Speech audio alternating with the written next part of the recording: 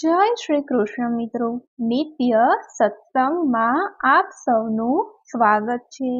આજે આપણે સાંભળીશું સફલા એકાદશી વ્રત કથા મહાત્મય।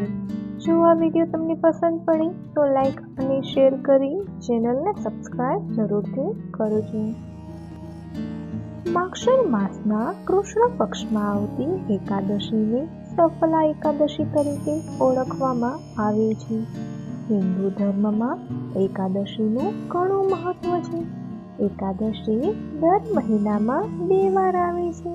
એમ વર્ષમાં કુલ 24 એકાદશીઓ આવે છે, એક શુક્લ પક્ષમાં અને એક કૃષ્ણ પક્ષમાં। એકાદશી તિથિ ભગવાન વિષ્ણુને ખૂબ જ પ્રિય છે। આ દિવસે ભગવાન વિષ્ણુની પૂજા નિયમ પ્રમાણે કરવામાં આવે છે।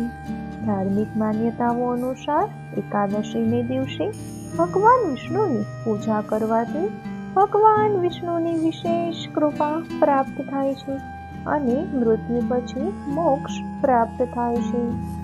સફલા એકાદશીનું વ્રત કરનારે સવારે જલ્દી ઉઠી અને સ્નાન કર્યા પછી સૂર્યને જળ ચઢાવવું જોઈએ। ઘરના મંદિરમાં ભગવાન વિષ્ણુ સામે વ્રત અને પૂજા કરવાનો સંકલ્પ કરવો જોઈએ। પૂજામાં ભગવાન વિષ્ણુ સાથે જ મહાલક્ષ્મીની પ્રતિમા પણ મૂકવી જોઈએ। બંને દેવી દેવતાઓને દક્ષિણાવર્તી શંખથી અભિષેક કરવો જોઈએ। શંખમાં કેસર મિશ્રિત દૂધ કરી અને ભગવાનને સ્નાન કરાવવું જોઈએ। તે પછી સ્વચ્છ જળથી અભિષેક કરવો જોઈએ।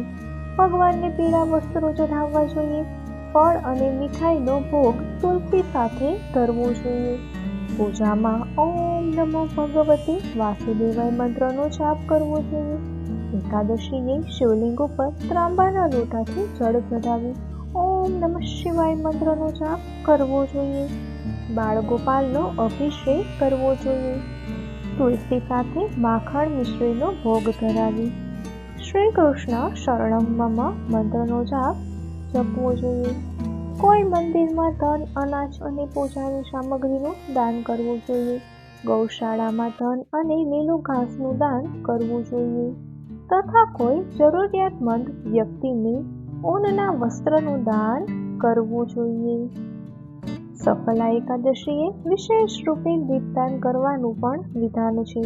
રાત્રે વૈષ્ણવોએ જાગરણ કરવું જોઈએ। જાગરણ કરનારને તે ફળની પ્રાપ્તિ થાય છે જે હજારો વર્ષ તપ કરવાથી પણ મળતું નથી। તો મિત્રો, આ હતું સફલા એકાદશીનું મહાત્મય તથા પૂજા વિધિ। હવે આપણે સફલા એકાદશીની વ્રત કથા સાંભળીએ।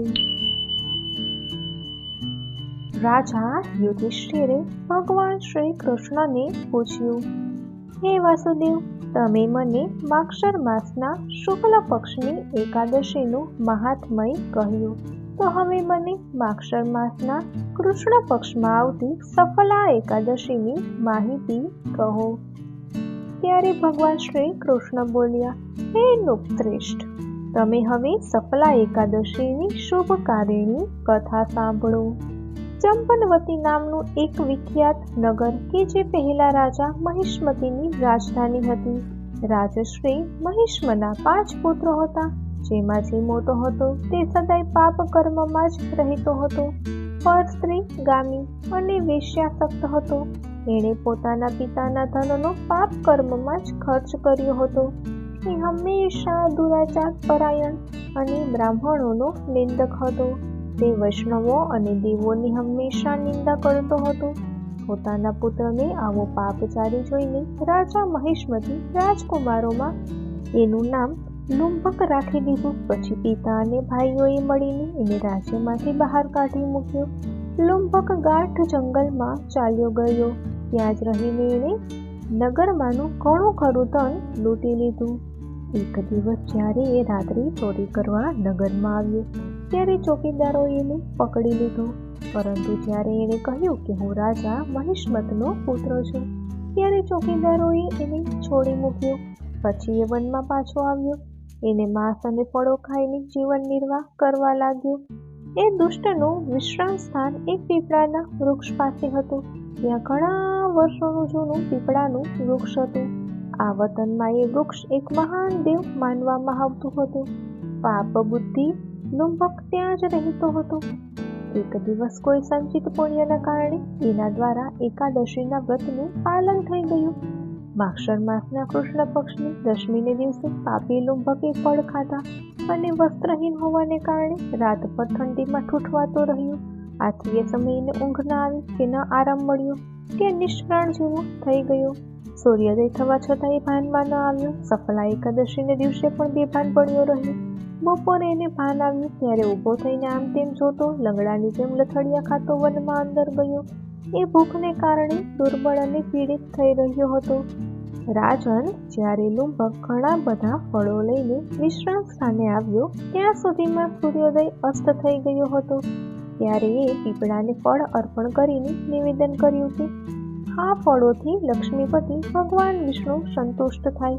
આમ કહીને લુંભક રાતભર ઊંઘ્યો નહીં. આ પ્રમાણે અનાયાસે જ એણે આ વ્રતનું પાલન કરી લીધું. એ સમયે આકાશવાણી થઈ, રાજન કુમાર, તું સફલા એકાદશીના પ્રસાદથી રાજ્ય અને પુત્ર પ્રાપ્ત કરીશ. ઘણું સારું કહીને એણે વરદાન સ્વીકારી લીધું.